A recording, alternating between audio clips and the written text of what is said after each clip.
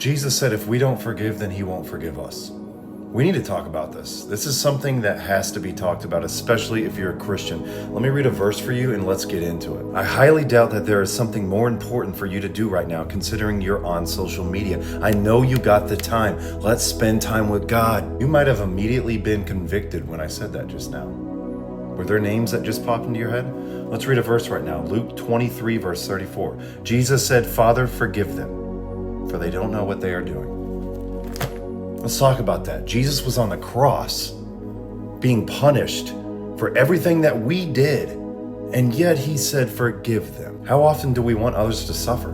How often do we hold grudges? How often do we hold hate into our hearts? How often are we slow to forgive and make sure that they feel every ounce of guilt before we do anything? Revenge is like swallowing a whole bottle of poison and then expecting the other person to drop dead. We need to understand that revenge and lack of forgiveness isn't you letting them go. It's letting yourself go.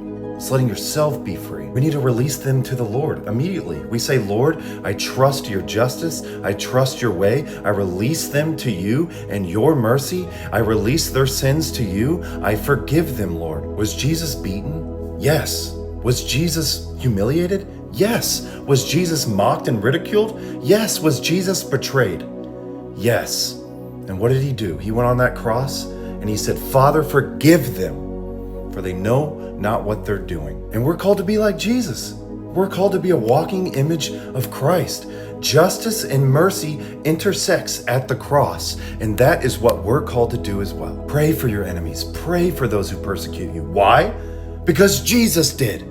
Because he forgave your sins, he forgave my sins, he granted us the mercy, he granted us the grace. And if we're gonna say we follow Jesus, we're gonna give that right back to everyone else. Forgive your spouse instead of letting them hear it every day. Forgive your best friend instead of letting them hear it every day. Forgive your boss and your coworker instead of letting them hear it every day. Walk away and choose to be free from it. Jesus got completely beaten up and still forgave. So why can't we? Because if we live a life full of unforgiveness, Jesus ain't going to forgive us on that last day. He wants our heart to align with his and not the world.